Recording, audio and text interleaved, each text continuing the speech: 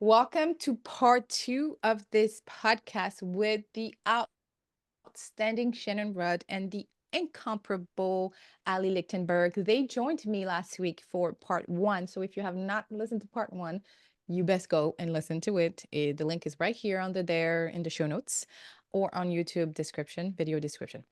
This particular episode, we'll dive right into the conversation, and it's going to be focused on the AdTech Economic Forum. Takeaways. I did not have the blessing, pleasure, and honor to go in person, but I've heard a lot of feedback. But I want to welcome Allie and Shannon again. Welcome to the podcast, part two. Oh, well, thank you for having us back again. So for this one, tell me maybe like, first of all, what was the AdTech Economic Forum? Who organized it? Was it worth it? I'm sure it was, but was it worth it? So like, Allie, tell me about your just answer the question. Yeah, there you go. Okay, so AdTech Economic Forum. This definitely was not on my bingo card originally. I like this. I didn't know about this conference until right before it happened. Like marketecture was on my brain for months. Everywhere. Yeah. We were in the community. We knew about it. I felt like I had a really good idea going into it, what it was going to be about, who I was going to see. AdTech Economic Forum, just like a few days before all the excitement of conferences that week, I started hearing rumblings about it. Maybe I'm like not in the know. So I was like, oh, another conference. And I looked at the price tag and I was like, oh, another conference.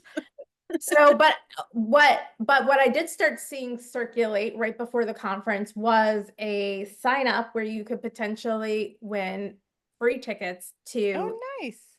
They were offering them to up and coming ad tech professionals. Oh, I love when they do that. I appreciate that. Yeah, so I greatly appreciated that. I think that that's a huge, again, like effort and gesture to get people, at least in the audience. I signed up. I told them a little bit of my story, and I won a free ticket. So that's why I was able to go. That's so dope. So I love that. And I think more conferences should do something like that. So I believe it was organized primarily by Rob Beeler, Tom Triscari. I think they did a great job. I felt a little bit more out of my element there, not because of anything about the conference necessarily, but because it's incorporating that finance M&A aspect. And those are topics I try not to think about too much in my day-to-day life. Honestly, they don't interest me. It's like a lot of things I don't want to think about. But I figured, let me go check it out, take in what I could. And it was a really great learning experience. Nice. What about you, Shannon? What do you have to? Yeah, similar. It wasn't on my radar. But I was super curious. I actually think Allie, kudos to her. She's always great about sharing the wealth and letting, the women's community know when there's opportunities. I also applied, I didn't get it, but I will give a shout out to both Tom and Rob that, were able to help me out and get it down to a price point that was, approachable for me. Which, I don't think a lot of conferences honestly would do that for somebody. So, kudos to them, because that's what it sometimes takes. We are underpaid as women. We can't afford, the $1,700, conference, especially as independent consultants. It's different when, your company's paying. But, and yeah, it was at the Time Center, in New York City. It was definitely, I walked in, it was just a day or two after the Marketecture event, and it did have a different vibe, a feel to it. I didn't, as Allie mentioned, I didn't feel quite as like, oh, I'm coming to my people, in that, there were a lot of, corporate finance people, VC investors. It was a different crowd. As the day went on, I did, meet, ran into people I knew, but it had an overall, it didn't feel, as friendly. I could, maybe further our conversation point to some specific, reasons, but from a content perspective, however, I'm the nerd who actually like these are the things. I've been with startups. I've been with one that actually got acquired. I'm always the one who's like, how does that work? Like how do they make the investments? How do they decide to go public? How do they, how are these stocks valued? The top 16 ad tech stocks. This is the stuff that like my, grad school brain is like, I want to know more. Who are these power players? Because it is a very different set of people that aren't traditionally on the stages that, the Beeler conferences, I attended a lot of the media post conferences, being on the publisher side for many years. It's a different crowd on stage, and to me, it was actually refreshing to hear new voices and different takes and angles at the industry. That's very interesting. But you guys, I don't know if you've heard Tom Triscari speak before. Have you? Either of you? Have you I like just recently met him. so Tom is an economics person. He Mhm. has a newsletter that only does that. And based on and I did not attend the conference, but based on your feedback, that's exactly what he covers in his newsletter. And so it's a very targeted content Yeah. and it is very specific and it's all based on financials. And I tried and I know I'm smart. Damn, I know I'm smart. Oh, you're smart, girl. But Tom, if you hear this, sometime I be reading your new and I'm like, what? What? I gotta sign up for it. I don't know. Yeah. Now, my husband, who is in stock investment and he's the finance person for our consultancy, he's operation finance and investors relations. And he speaks that language to me sometime. And I'm like, boo, what? Yep. No, don't just tell me got paid. We got received some funding. Don't tell me all these details. I'm not interested. It's not me. And vice versa. When I go into my details too, he's like, sis, was the client happy? Cool. Let's move on. And he's a pretty damn smart person, let me tell you. So that's what Tom Triscari does. He talks economics, and I had the pleasure of meeting him in at Beeler Tech, actually, a Navigator. And so, what is one? Maybe take a minute or so to tell me if there's a session that you learned from and you're like, okay, I'll be able to use this in my day to day, or like a session, because again, I think the attendee is different than a architecture. Architecture was very AdTech focused in terms of like growth, development, brand safety, AI. Like it was those three theme. Do you think outside of the economic stuff, there was a clear theme across, and which session stood out the most? Shannon, give us started. Which I think Get it. there was an overall theme of it was a little more like high level talk than brass Okay. tacks in a way, in that, looking at the industry from a bigger picture, not, your optimizing campaign level, but from all the angles of the Mm, investing side. And how a lot of it comes down to consumer behavior is changing. People are moving towards AI. The traditional publisher that was, the king or queen of content, mhm. is no longer. User Wow. behavior is changing. And at the end of the day, it was like whoever can figure out how to monetize IA is quote unquote, going to be the winner. Mhm, Which, like, for me, I came to New York to be in publishing. I started my career there, spent a good deal mm. of time before moving into Yeah. ad tech. It Mhm. was a little scary, Mm, like, you know, yeah, that's um, real talk. but Mhm, interesting at the same time. mhm. Um, like how are people consuming information? And it opened my brain to a new level of thinking about, the Marx chapter grant, we got the identity, we got the, resolution. There's a lot happening there, but like it kind of helped me tie together the bigger picture of how the future of the industry may look. So Wow. I actually really enjoyed it. Mhm. Yeah. It sounds pretty interesting. What about you, Ali? Yes, so I really enjoyed it, and the points I'm going to bring up have nothing to do with mergers and acquisitions and Acquisition. economics. So your readers are going to learn, or listeners are going to learn nothing about that from me. I found all the little bits Get and it. pieces of Get ad it. tech, Yeah. which is what I went there for. So some of the standouts for me, Andrew Casale from Index Exchange had a Yep. session, which again, like the nitty gritties of SSP. I'm a DSP, SSP girl, Yeah. so I really appreciated his session. Mhm, I even, the thing that he said that is, I'm still thinking about today. I'm still thinking about all these things. mhm, I'm still thinking about this one statement he made where we're going to be in a world where there's more DSPs and fewer SSPs. And I think, Ooh. I feel like you and I could debate that for like an hour in a different podcast.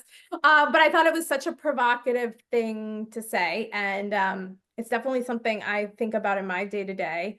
And Wow. so in his session, I even raised my hand to ask a question.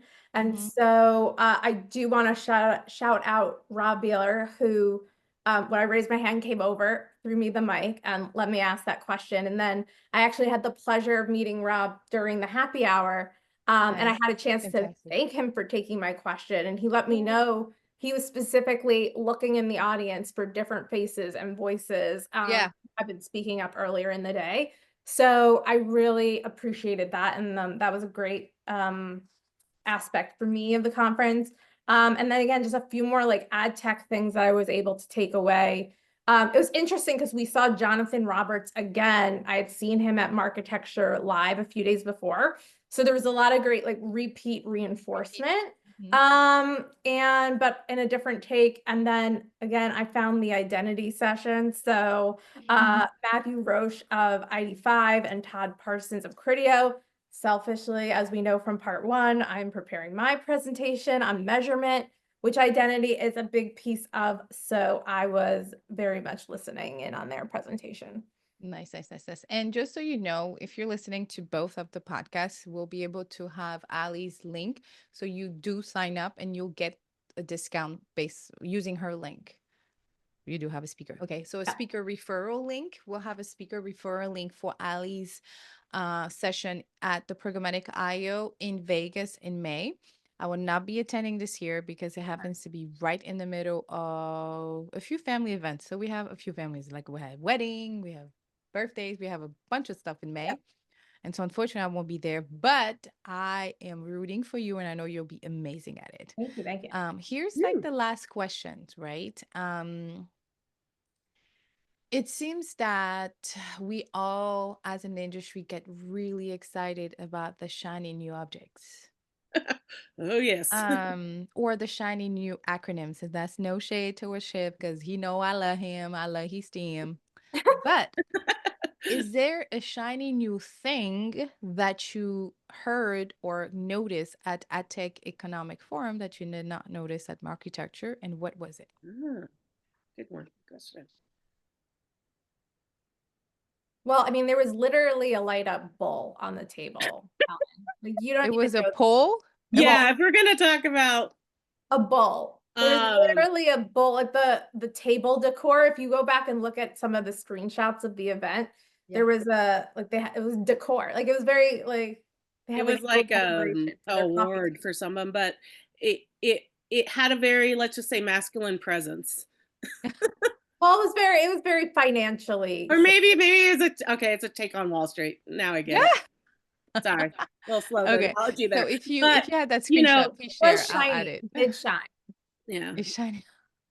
Okay, physically shiny. Now let's talk about industry-wide shiny. What stood out? Shiny. A lot of it was like, we need to fix open web. I mean, that discussion's been going on for a long time. I tuned in, to the DDM Meredith, had some presenters there. They actually had a big presence at both Marketecture and the Economic Forum. I think, they are probably one of, the largest, if not publisher right now in the industry. They acquired a lot of Bonnier titles. I think some Time Inc. ones as well over the years. And, they're really relying heavily on Google's privacy sandbox, which, if I was sitting on the Decipher team, that's their new data team to fix their, the overall monetization challenge for publishers. Yeah. For me, that strategy is a little risky. Hearing about all the identity stuff, I'd love to hear Allie's thoughts on that, because that was what was going through my head listening. And also, Meredith had a lot of men on stage, so I don't know what they did with other women, but Shannon, I love you. I was like, where are the women in your company? Well, I mean, I was fortunate. I come up in time of publishing where I had, really strong female mentors. I think that's what's unique, maybe on the agency side and publishing side versus the tech side. I faced a lot more challenges when I got in and that tech side, not having that Real. more senior, female support to help rise my career. Because I was fortunate, I did get to rise very quickly. Within publishers, I unfortunately, I did eventually rise to VP level within ad tech, but it took a lot longer. And I actually had to take a step back before I could move. Careers aren't linear. I tell everybody careers are roller coasters. There is no direct path in this industry. But That's true. yeah, I'd be curious, Allie, I know you're Denny's, you're a strong topic. You're so knowledgeable. Like, do you think that's a good strategy for a big publisher? Yeah, talk to us. To me, it seems real risky to be playing in a. I mean, I guess. Hold on. I don't know if I have a strong opinion on this. Okay. That's also okay. Yeah, because I mean, I think right now a lot of the way it's working is like you have to pick one to sort of base your measurement in. And so I think hard choices are having to get made. But there certainly are a lot of other alternatives out there, and there are more alternatives coming. So I think, ideally it'll evolve in a world where we don't want identity to become a walled garden, which it already is in a lot of aspects. So yeah, I don't know if it's a strong POV I'm picking Sandbox in particular. Yeah, it was like you say, you got to pick a strategy. I've been in those shoes where, publishers are under tremendous pressure. I mean, they were 10 years ago. I only can imagine the pressure they're under now. But I think there may be more innovative solutions coming, back to Melinda, we were talking about the distillery, how to get to that idealist monetization. I think audiences, but in the day, that's a monetization pool, right? And a revenue stream. I mean, is there a different one that you would pick? Put me back in the hot seat. Yeah, I don't know, but I don't think I would pick one that's behind a Google's walled garden. Google, I mean, let's face it, they're under a lot of DOJ scrutiny right now with all the antitrust case. I don't think I'd put my basket, so to speak, or my eggs in Google's basket right now. I think there's going to be a lot. I mean, that's another one I've been following closely. It's from an era when I was questioning, Google's some of their practices, and they don't give answers. They still don't. They're not known for their customer service. It's hard to get to speak to a human if you're a vendor of theirs. But we were a large vendor. I mean, working at a big publisher, a lot of dollars are going through ad servers, and you're paying whatever 5 cents or whatever on every impression served. So that ends up being a big check every month.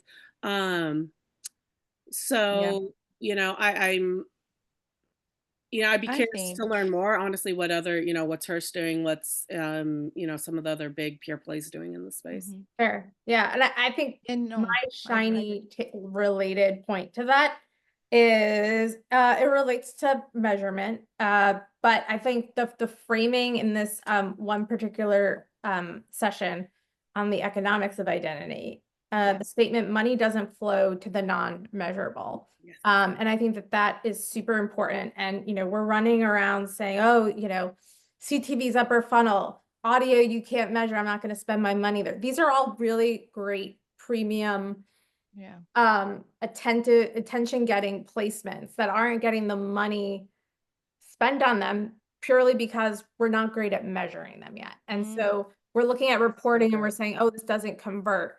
No, we're not great at measuring it. And I think we need to do a better job of getting these really quality media placements more measurable so that we can start funneling more money there.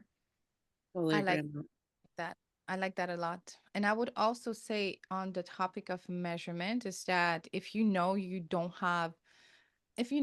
good at measuring, you need to ask somebody, hire somebody, or hire or partner with a vendor that is able to measure for you.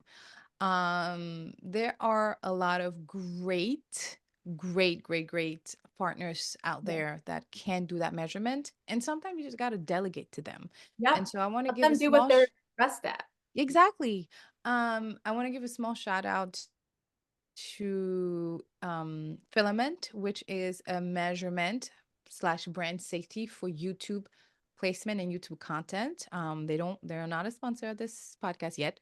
But I have the pleasure of meeting them in person in New York, not at the conferences. That's nothing to do with conferences. But what you just said about measurement really spoke to me, and it really spoke to what they're doing. And sometimes you just have to partner with a filament to do that work and make sure that and it goes back, and I'm tying it back to the whole open web. How can we make it better? Yes, it's sucks that we still have to have partners, brand safety partners added to the mix to make sure that the open web is what it's supposed to be. Yeah, it kind of sucks. I'm not going to lie. But at the end of the day, that's the best option we have now, unless you want to handpick every single open web inventory. And even if you do, there are partners that are already doing it. Like, go with them, right? And so be intentional, do your research, and like continue testing. And to wrap it out to the whole identity and Google Privacy Sandbox, at the end of the day, I think from a buyer's perspective, we just don't got the time to do our job to start with, which is Yep. crazy, right? Oh So no, now yeah, you're asking us to test Privacy Sandbox, Yep. UID 2.0, we identity do. graph. You We can do. only work with ramp ID in this one, but the other one and the other one. It's like exhausting. Like everybody, all of them has to come to a cookout. I keep talking about this one cookout. If you're a listener of Yeah. the podcast, you know what I mean. But like I want all of them to go to a cookout, talk about it, drink together, eat together, come up with like one solution for us No, that thank you. everybody can work in and then go. But that's if it's in a perfect world. And I know we don't live in a perfect world. So, in order to wrap it up, let's maybe, I would love for you both to close us with a point of wisdom. It sounds like both from Architecture Live and AdTech Forum, excuse me, AdTech Economic Forum were a success to some extent. If I had to recap, the content was there. I think it was challenging enough. It was good enough. Like it was really great. In terms of the speaker lineup, I didn't even ask you about AdTech Economic Forum, but I can already tell that diversity from the speaker line. I mean, you can look at it on the website. Maybe we need to do some work there. Okay, if you hear me I, there, Tom I will and Rob, say, but I was happy to see some very senior level. They had both from Stack Adapt and mhm, oh gosh, other companies not coming to mind, but two high level female CFOs on stage. To me, that's that's good. like heck yeah, that's inspirational to me. That's very good. Yeah, yeah, yeah, yeah. And A so I'm C not. level woman at some top publicly traded ad tech companies. That's a Yeah, huge role for somebody. You yeah.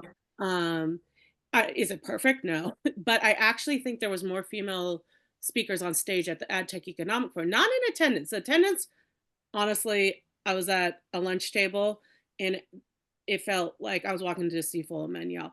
I mean, I felt uncomfortable. I should feel comfortable at these things. Um, I've sat in the seats of some of these people. I mean, I'm not C level, but I have been, GM, VP level in my career, and there was only one other woman at my entire, 40-person lunch table.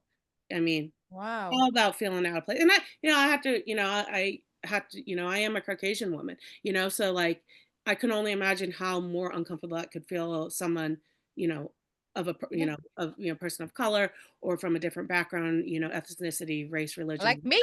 you Yeah. know, um, Yeah. you know, it was the first time I actually felt more uncomfortable interacting with people at that Oh, conference wow. than I Really? did at Architecture. Thankfully Allie was there, so we managed to have fun too. But um, I yeah, so think. it's Mhm. interesting. I think it's important to voice it. And I know that that team is going to receive it. I want to just preface that no one should feel like that going anywhere in our space at this time. It's 2025. Damn it. Yeah, However, it's a valid point. It's a sensitive subject, but it shouldn't. We should all be comfortable receiving these type of criticism if we're gonna receive criticism of us for us as women. And again, that could be a different happy hour conversation. But I do want to preface that and recognize that. So if you feel like that, Again, find your tribe, but also voice it and stand up, because the worst thing to do is for us not to voice it and to continue feeling and living within this. But the best thing I can leave you with is that if you have a voice, whether you are in leadership or you're in decision making of this type of event, continue making intentional decision and inviting this type of audience, because we are craving for it. We're Yeah. craving for this audience. We want to keep learning. Conferences are going to be here to stay, and I support them. I support bringing people together to learn for a common good and to really address challenges that we can address, at least out loud. And so I invite you, if you're part of that team or any other team, to continue voicing it. And once you open that door, you leave it open for other people. Mm-hmm, Okay, mm-hmm. you leave it open, and it shouldn't be the same Black people on stage every time. Okay, let me just say that. So with that said, here, since Shannon, you just spoke, Allie, maybe leave us with a word of wisdom. What is something you wish you knew then that you now know? Like, leave us with a quick word of wisdom. 30 seconds. Quit your job, start your own company. Yeah. Oh, Oh, Lord. Yeah. So, I'm I not editing that one out. I'm keeping it. I never wanted to be a founder or a CEO. I always wanted to rise through the ranks of a company and work for someone else's vision, but just like do a great job. And I I kept fighting, and I hit my glass ceiling around that senior director level. And I was sort of, I was so lost about what to do next. And but this goes into like, we're in the year 2025. It's never been a better time to quit your job and start your own company.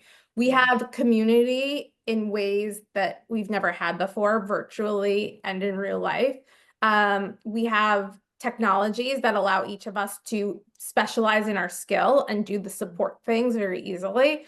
And then earn the money that we deserve for the skills that we have. So, quit your job, start your own company, go to conferences in that order. How about you, Shannon?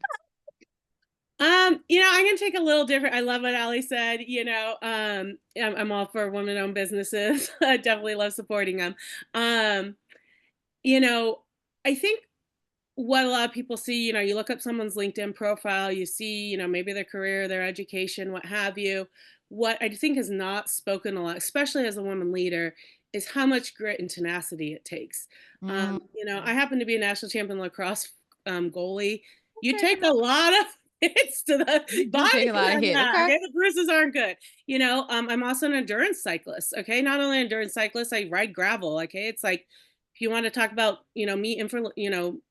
infiltrating male dominated spaces, cycling is a very white male dominated space as well. Okay. And I help build community for women in that space. Go ahead, Shannon. You go Getting more ahead, girl. women on bikes in New York City. If you're a cyclist, hit me up afterwards. We'll get you involved there. But, Yeah. That it shouldn't take so much, emotional, physical, Yeah. I'll be honest, I face burnout in my career. It's not something that's like Oh, hey, yeah, I have real to. popular to talk about. But to get to the levels that we want women to see, we need more of these support groups. We need the support of the greater community. We need, good people giving opportunities, to diverse voices, to diverse perspectives. And if I had a group like the Women in Programmatic Network or the Advanced Women, which these two industry groups have literally both, popped up in the past, I don't know, year and a half. At least I've been involved that long with them. Maybe they've been around a little longer, but at least the U.S. presence of these groups. If I had a group like that of women supporting, cheering me on, a confidential person to go to and have a private, discussion if I'm facing, a challenge or questioning how maybe I should approach something throughout my career, maybe I could have risen, further and without it being so emotionally, draining and quite frankly, Yeah. physically draining as well. Yeah. And the more I get to know women, in these groups, we've all faced some sort of insurmountable hurdle Yeah. in different, they're all a little different. Yeah. And we finally have a safe space to talk about Mm. that. And um, I don't, I'm sure men in the industry have faced challenges too. Of I course. hope they have Everybody. support networks. Everybody, no matter gender, needs a support network in life. But, lean in on those support networks. There are good people out there. And that's how I think we're going to get there faster as, women into leadership roles, into, on stages at conferences, in senior level positions, or I starting your own love that. business. I mean, cheers to I both of love you. that. I mean, you guys give me, gals, not guys, give me inspiration. Is it time to just, plant my own stake in the industry as well? That is so lovely. Yeah. I really appreciate both of you for coming on. I think it's super refreshing to have you part of my network, of my line of friends, of whoever. I'm super grateful. And I will end this for the listener or whoever is watching is that we encourage you to step out. If it's not at a big conference like Architecture Live or AdTech Economic Forum, I encourage you to get out and get to networking. That's if your health Mhm. is allows you to, if your wellness allows you to. If not, there are many virtual things out here in these streets that you can join. Let's start there. I will also say these fantastic women both said, find your tribe. I strongly recommend the Women Programmatic Network. It actually goes way back from 2020, I think, or 2019 when I first started. That's when I joined as well. And they've been fantastic and it's grown. Advanced Women is fairly in the last year, is fairly new. However, they've been so fantastic. So find your tribe. It's free. Join, hang out, peek in and out. And when you open that door for yourself, leave it open for others. But make sure Yes. you turn on that light. Make sure that you pull that chair at that seat and you uplift somebody and you bring them on and you voice it out. And sometimes it starts with just saying it, post about it, talk to somebody, give somebody a call and be like, yo, listen, really. And if you're a man, we welcome you. Thank you for being here. Thank you for being the allies that more Yes. women need, like you're not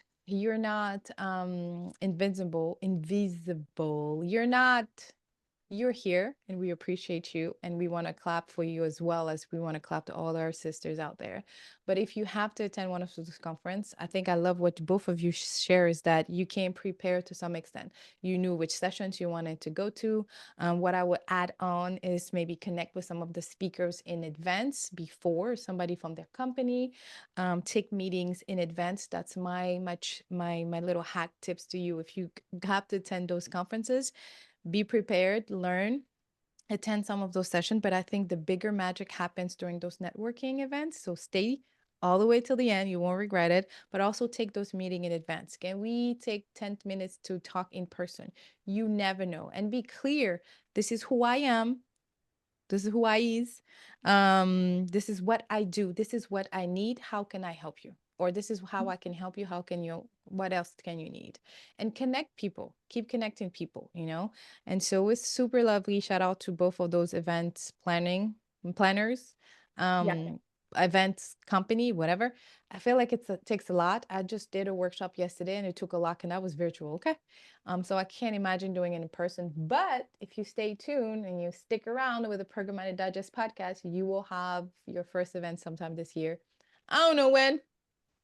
It's on my heart to say it, so I'm gonna say it. And if it's meant to be, it will happen. I'm a strong believer. So again, Shannon, thank you for Oh, stopping by. oh, Allie, this has thank been you. so fun. I appreciate you having us again and, giving us an opportunity to share our voices because, again, that's how we all rise together and uplift each Yeah, other, that's a discussing fact. the That's hard a fact. things, right? Yes. Thank you, Ellen. It's been a real pleasure. And Ali will be at the Programmatic IO conferences, and the I link to will. join And there is, will be coupon codes, and I hope yeah, it helps a lot of people attend. Yes. And if any one of my listeners or my YouTube viewers want to reach out to you, can they reach out to you via LinkedIn, or how can they do Oh, so? they can. So I live on LinkedIn. I'm pretty loud over there. So my DMs are always open. My comments are always open. So please do connect with me there. Allie Okay. Lichtenberg. Sweet. Yeah, likewise, I'm on LinkedIn as well, and always happy to have a coffee chat, or if or in person if you're in New York City. So, yeah, Excellent. please feel Well, again, welcome to reach out. excellent. I will have both of their information in the show notes. And if you're following me on any of my social, you'll get that information as well. Thank you so much. And if you heard us all the way through here, make sure you follow, you share, whatever, you subscribe, you download, whatever it is these days on Apple, iTunes, Spotify, and YouTube. I greatly appreciate you. See you on the flip side.